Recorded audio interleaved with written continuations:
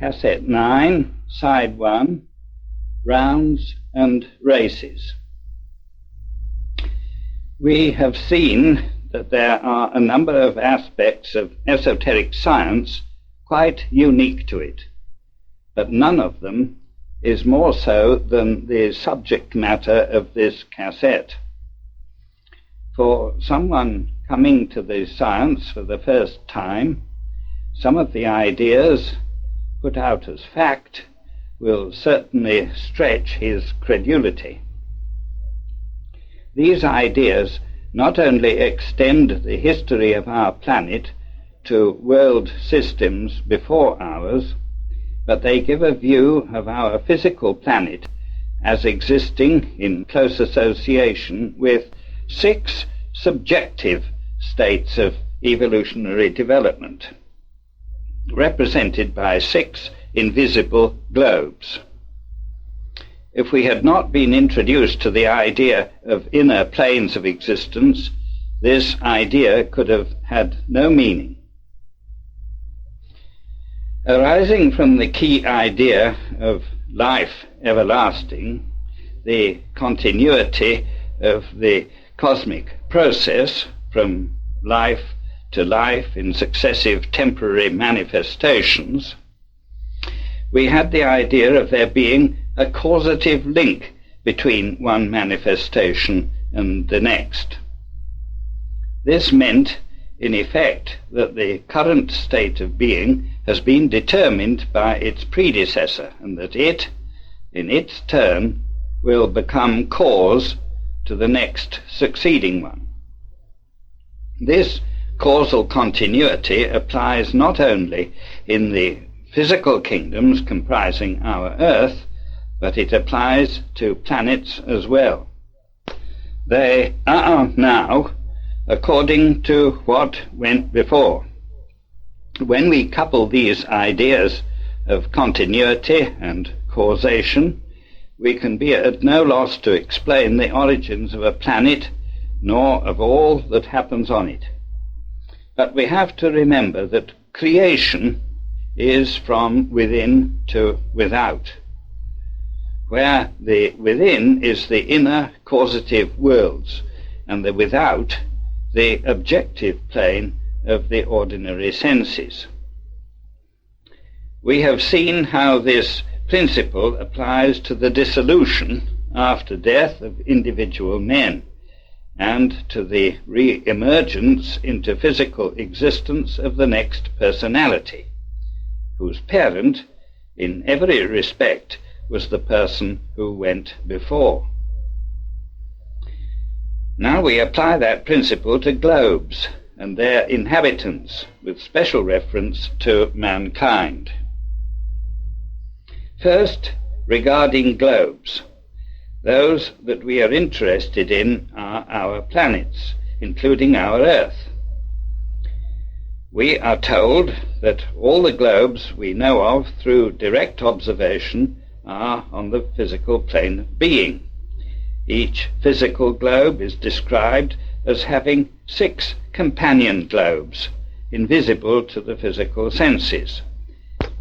These are arranged on 4 planes of manifest existence, named by the Kabbalists: 1, the archetypal world, or Atziluth; 2, the creative or intellectual world, or Braya; 3, the formative world, or Yetzirah; and 4, the physical material world, or Asaya.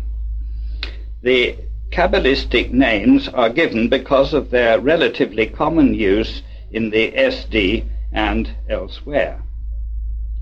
These 4 planes, or worlds, represent 4 states of being, and there are 2 globes each on the 3 upper planes, and 1, the physical, on the lowest. It is explained that here the word archetype is used in the sense of a first model, not as the world existed in the mind of deity. Perhaps the word prototype would be better. It is a state reflecting that of Mahat, but at a lower level. Each of these worlds comprises a series of levels, presumably 7, and when a globe is to come into being, the lower life principles, or elementals, emerge from their interglobal nirvanic sleep to collect round a predetermined Laya center, at a place in physical space where the new planet is to be born. They then form the first of the elemental kingdoms. The second and third elemental kingdoms are then formed, and these are followed in due season by those beings more or less developed which form the mineral, vegetable, and animal kingdoms. These arrivals are spaced out and are quickened to life at long intervals to form life waves which, as the globes are successively formed, pass round them, each in turn. They thereby establish a field of existence in which the humanity of that system is to be born, nurtured, and brought to a state of terminal perfection. As we have mentioned, a series of 7 globes, 6 subjective and 1 objective, is known as a chain. The time taken for a life wave to pass round all the globes is known as a round. The complete life cycle of a chain is 7 rounds. That is, the time taken for 1 life wave to pass round all the globes. It is said that this occurs 7 times during the life of a planetary chain. There are therefore 7 rounds in the life of a planet. Each round marks an evolutionary stage of a kingdom. Such stages, when applied to humanity, are known as root races. The inner or subjective globes of a chain are arranged 2 by 2 on the 3 inner planes or worlds as said. There are 2 on the archetypal or prototypal plane, 2 on the creative, and 2 on the formative planes. The first to form, normally referred to as globe A, is on the lower levels of the archetypal plane, and its fellow, globe G, sometimes Z, on the higher levels. Globe G represents a spiritualized version of globe A. The life waves on globe G, having had a round more of experience than they had on globe A. Similarly, globe B on the creative plane is on the lower levels, and its counterpart, globe F, on the higher ones. On the formative plane are globes C and E, similarly situated with respect to each other. Globes A, B, and C are said to be on the involutionary arc of progressive development. That is, spirit is becoming more and more involved in matter until globe D, our Earth, is reached.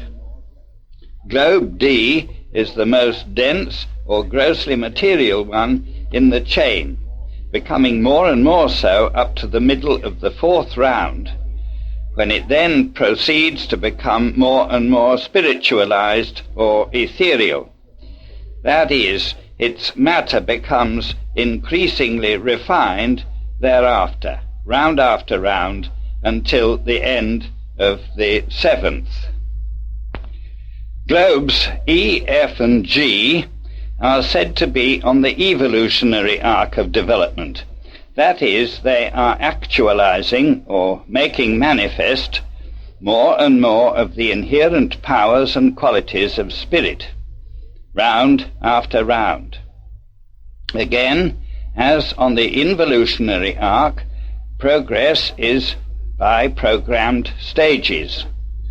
It is on globe G, or Z therefore, that humanity and the kingdoms reach their ultimate stage of development as far as our chain is concerned, at the end of the 7th round. Towards the end of that round, we are told, there is a phased acceleration to bring the monads in the various kingdoms, if possible, up to a terminal state of development before they enter their long interglobal nirvanic rest. To return to the development stages of a planet, an understanding of this requires some effort, as it introduces new ideas and ways of thinking, but the process is comprehensible. We have said that the life chain is continuous. Whether we are thinking of a man as an ego with his numerous incarnations, or of planetary life with the coming and going of successive planets, one after another, in a sequential series, just like the successive personalities of a man, a process we have explained. This process, as it applies to man, involves the transference of developed personal tendencies from one personality to the next. In the same way, the life experience of an expiring globe is transferred to its successor. The process, however, because of the larger number of factors involved, is on a vaster and grander scale than is the case with an individual man, and more closely corresponds to the development of humankind as a whole through a series of root races, of which more later. There is a fine summary of this process in the Secret Doctrine, Vol 1, page 158. 1. Everything in the metaphysical, as in the physical universe, is septenary. Hence, every sidereal body, every planet, whether visible or invisible, is credited with 6 companion globes. The evolution of life proceeds on the 7 globes or bodies from the 1st to the 7th in the series, in 7 rounds or 7 cycles. 2. These globes are formed by a process which the occultists call the rebirth of planetary chains or rings. When the 7th and last round of one of such rings has been entered upon, the highest or first globe A, followed by all the others down to the last, instead of entering upon a certain time of rest or obscuration, as in their previous rounds, begins to die out. The planetary dissolution, pralaya, is at hand, and its hour has struck. Each globe has to transfer its life and energy to another planet. See the diagram on page 172, Vol 1, which illustrates this process. 3. Our Earth, as the visible representative of its invisible superior fellow globes, its lords or principles, has to live, as have the others, through 7 rounds. During the first 3, it forms and consolidates. During the 4th, it settles and hardens. During the last 3, it gradually returns to its ethereal form. It is spiritualized, so to say. See the diagram on SD1, page 153, which illustrates this point. 4. Its humanity develops fully only in the 4th, our present round. Up to this fourth life cycle, it is referred to as humanity, only for lack of a more appropriate term, like the grub which becomes a chrysalis and then a butterfly. Man, or rather that which becomes man, passes through all the forms and kingdoms during the first round, and through all the human shapes during the two following rounds. Arrived on our earth at the commencement of the fourth in the present series of life cycles and races, man is the first form that appears thereon, being preceded only by the mineral and vegetable kingdoms, and even the latter having to develop and continue its further evolution through man. This is explained in the second volume of The Secret Doctrine. During the 3 rounds to come, humanity, like the globe on which it lives, will be ever tending to reassume its primeval form, that of a giant Johanic host. Man tends to become a god, and then God, like every other atom in the universe. 5. Every life cycle on globe D, our Earth, and a footnote explains we are not concerned with the other globes in this work except incidentally. Every life cycle then on globe D is composed of 7 root races. They commence with the ethereal and end with the spiritual on the double line of physical and moral evolution, from the beginning of the terrestrial round to its close. Then it's explained, one is a planetary round from globe A to globe G, the 7th, and the other the globe round, or terrestrial. And we are referred here to Esoteric Buddhism by A. P. Sinnett for an explanation. 6.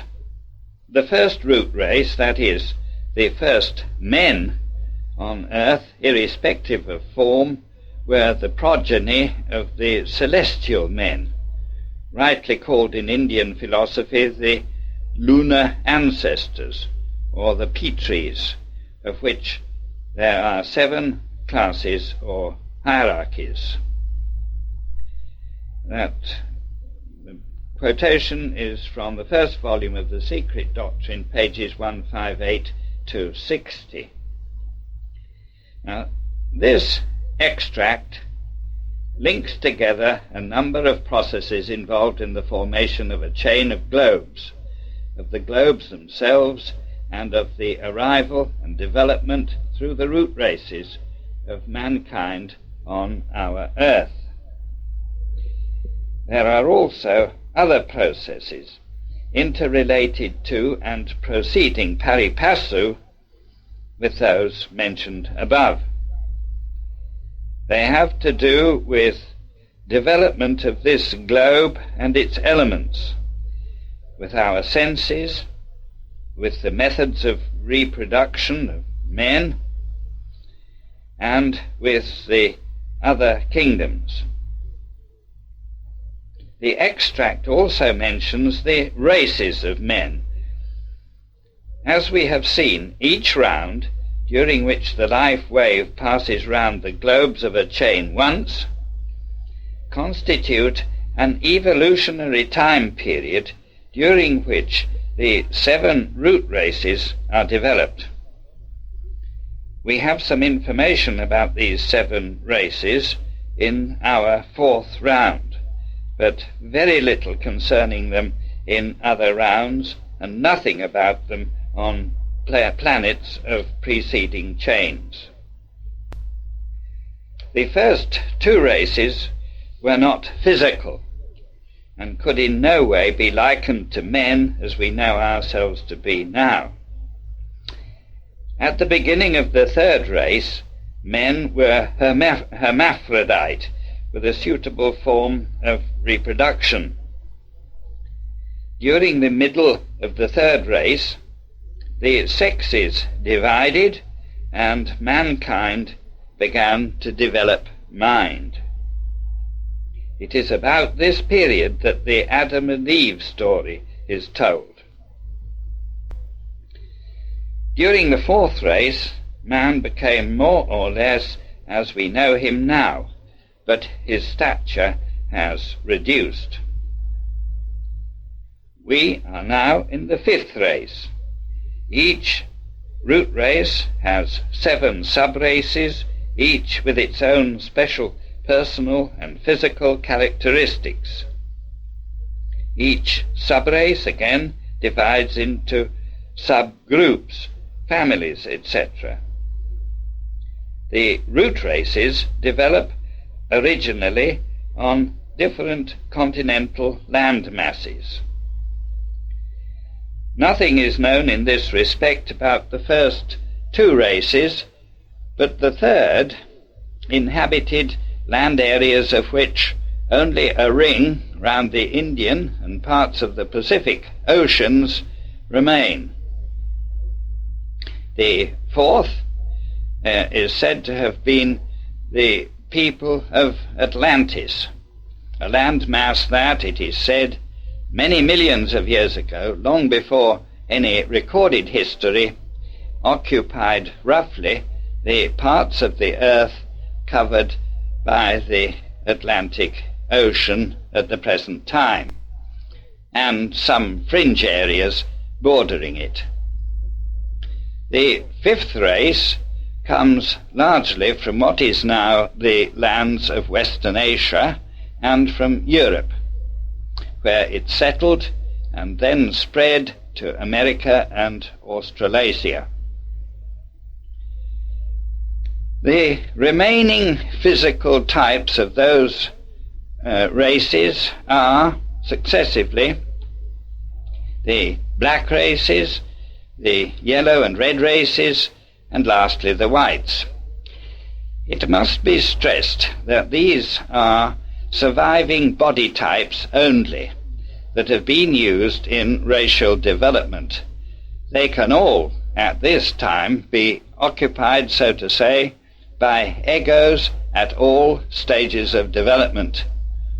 The race-type body that anyone presently has is therefore not necessarily a measure of his particular abilities, nor of his physical, spiritual development.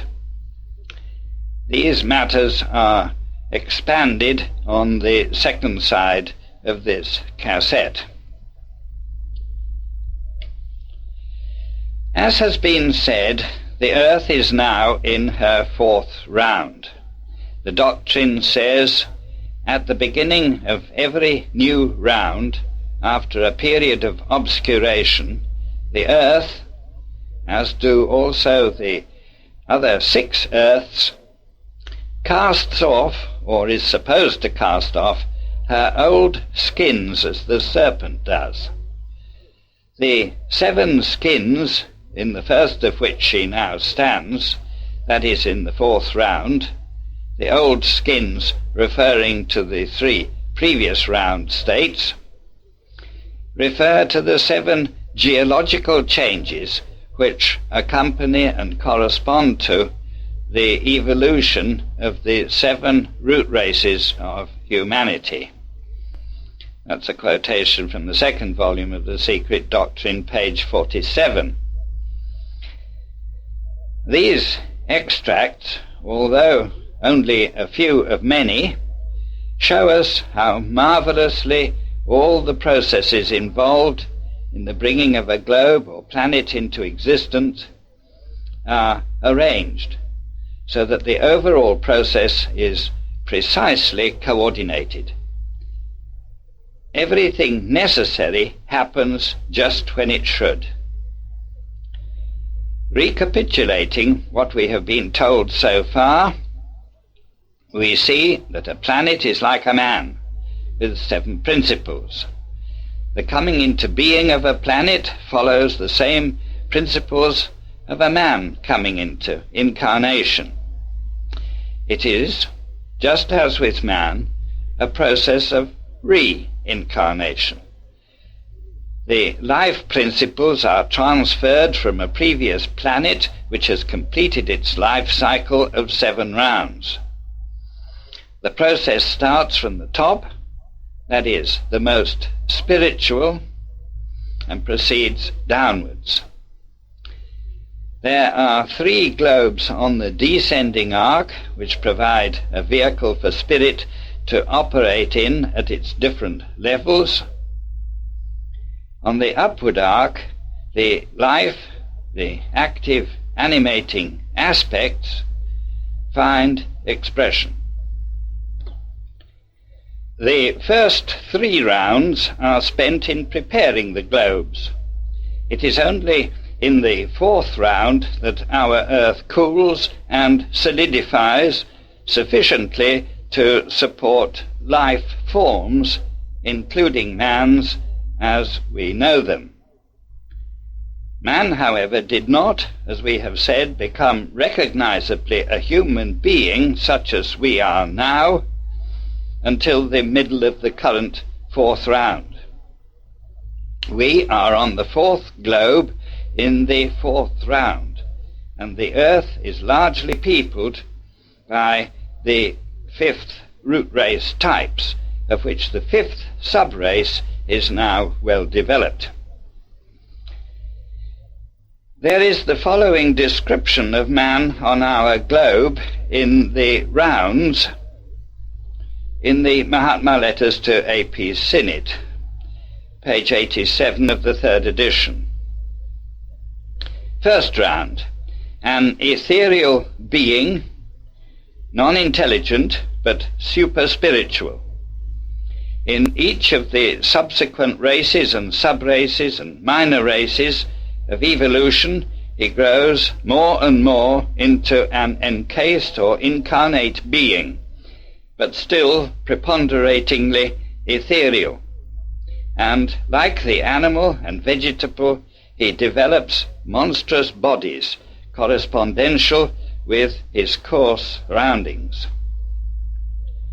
Second round, he is still gigantic and ethereal, but growing firmer and more condensed in body, a more physical man, yet still less intelligent than spiritual, for mind is a slower and more difficult evolution than the physical frame, and the mind would not develop as rapidly as the body. Third round. He has now a perfectly concrete or compacted body. The first, the form of a giant ape, and more intelligent, or rather cunning, than spiritual. For in the downward arc he has now reached the point where his primordial spirituality is eclipsed or overshadowed by nascent mentality. In the last half of this 3rd round, his gigantic stature decreases, his body improves in texture. Perhaps the microscope might help to demonstrate this, and he becomes a more rational being, though still more an ape than a deva man. 4th round. Intellect has an enormous development in this round. The dumb races will acquire our human speech on our globe, on which from the 4th race language is perfected and knowledge in physical things increases. At this halfway point of the 4th round, humanity passes the axial point of the minor manvantaric circle. Moreover, at the middle point of every major or root race evolution of each round, man passes the equator of his course on that planet. The same rule applying to the whole evolution, or the 7 rounds of the minor Manvantara. And 7 rounds divided by 2 equal 3.5 rounds. And at this point, then, the world teems with the results of intellectual activity and spiritual decrease. In the first half of the 4th race, sciences, arts, literature, and philosophy were born, eclipsed in one nation, reborn in another. Civilization and intellectual development whirling in septenary cycles as the rest, while it is but in the latter half that the spiritual ego will begin its real struggle with the body and mind to manifest its transcendental powers. Who will help in the forthcoming gigantic struggle? Who? Happy the man who helps a helping hand. 5th round, the same relative development, the same struggle continues. 6th and 7th rounds, of these we need not speak. That's from the 3rd edition of the Mahatma letter, pages 86-87. One of our human senses is developed during each round of our chain. We therefore now have developed 4 senses and are developing the 5th. The senses are, to some extent, quickened according to the root race. The next 2 senses will be anticipated in the 6th and 7th root races of our round, but will not become developed into general activity until the 6th and 7th rounds. Similarly, the development of the principles of man are linked to the planet's stage of development, each round representing the development of a stage. As this reflects into man, as we are in the 4th round, the primary principle being developed is Kama, K-A-M-A. But as we are in the 5th root race, the monastic, the 5th sub-principle of mind, is being emphasized. So the development of our faculties and senses is tied in with the planetary development program. Each root race, as said, represents an evolutionary stage. As the planet then passes through its round periods, its whole nature in terms of kingdoms, of creatures, things, and beings on it, in their totality, also keep pace with the Earth's development. Many forms of mineral, plant, and animal have been developed in previous rounds. But this has taken place in the, to us, inner subjective worlds. They only become fully physically manifest in this 4th round.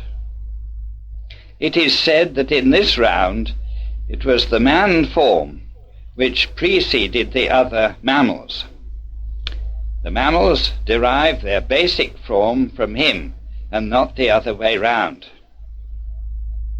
The mineral and plant evolution keep pace with that of man. So too do the climatic conditions on the globe. Everything is superbly ordered, marvelously geared together, to the end that the whole process may bring the majority of mankind up to a state of perfection by the end of the 7th race of the 7th round, whence he can move on, taking his place among the superhumans of the next chain, to act in his turn as guide and instructors to its infant humanities. That's the end of the first part of this cassette. Because the next part is long, after a short break, it will be begun on this side of the cassette and then continued on the second side.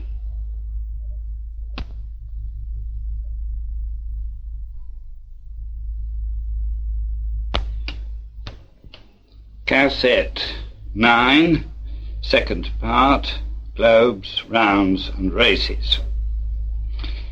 We have defined a round as being a complete passage of the life wave around all the 7 globes of a chain, and we said that in each round, each globe nurtured 7 root races, that is, 49 root races per round, only 7 of which, however, are on globe D, our Earth, in any round. This circling of the 7 globes is obviously a period of immense duration in terms of Earth years. During each round, each of the 7 root races achieves a stage of development on each globe such that by the end of the 7th round, the majority of egos comprising the races complete their human evolutionary development. But the human progress on each globe must run parallel to the progress of all the other life forms on it. Another way of defining a round, which reiterates this point, is the following.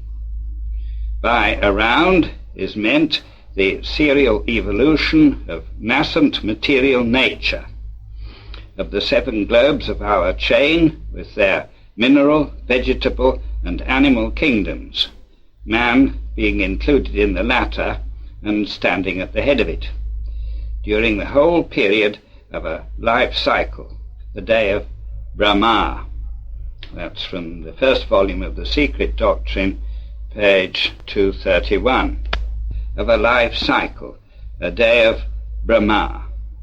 That's from The Secret Doctrine, volume 1, page 231. It is important in studying any aspect of esotericism that our concepts do not become mechanistic. Students have often tried to make models of planetary chains, globes, root races, etc., and there are many extant diagrams. But this is not really feasible for such complex processes because all the factors affecting their duration and correlations cannot be known. For example, a formula to calculate the number of breaths drawn by a man in the days of his life, or even in a day, would be meaningless because all the variables, even in the relatively simple case of a single day, let alone the circumstances of a whole life, which affect a man's respiration, cannot be known. So with the Earth's or any other planet's life phases. An extract which illustrates this, and which also shows how rich is the content of the globe and chain concept, is, quoting, "Now every round on the descending scale is but a repetition in a more concrete form of the round which preceded it, just as every globe, down to our 4th sphere, the actual Earth, is a grosser and more material copy of the more shadowy sphere which precedes it in their successive order on the 3 higher planes. On its way upwards on the ascending arc, evolution spiritualizes and etherealizes, so to speak, the general nature of all, bringing it on to a level with the plane on which the twin globe on the opposite side is placed. The result being that when the seventh globe is reached, in whatever round, the nature of everything that is evolving returns to the condition it was in at its starting point, plus, every time, a new and superior degree in the states of consciousness. Thus it becomes clear that the origin of man, so-called, on this, our present round, or life cycle on this planet, must occupy the same place in the same order, save details based on local conditions and time, as in the preceding round. Again, it must be explained and remembered that as the work of each round is said to be apportioned to a different group of so-called creators or architects, so is that of every globe. That is, it is under the supervision and guidance of special builders and watchers, the various Jan Chohans. That's from The Secret Doctrine, Vol 1, page 232. Another comparison of the birth of a planet like Earth with that of man is as the human jiva, monad, when passing into a new womb, gets recovered with a new body, so does the jiva of the Earth. It gets a more perfect and solid covering with each round, after re-emerging once more from the matrix of space into objectivity. That's in SD2, page 46. And the passage goes on to relate the geological conditions on the Earth, her skins, to the development of the root races. In trying to get a concept of the anatomy, so to speak, and of the processes of cosmos, we must never forget its immensity, dimensionally, both in extent and quantitatively, and also qualitatively, its immense variety. There are innumerable chains of globes like ours at various stages of development. Their life, however, endures, as does our chain, for 7 rounds of the complete series of 7 globes. Any one chain is the progeny of a previous one and the parent of a succeeding one.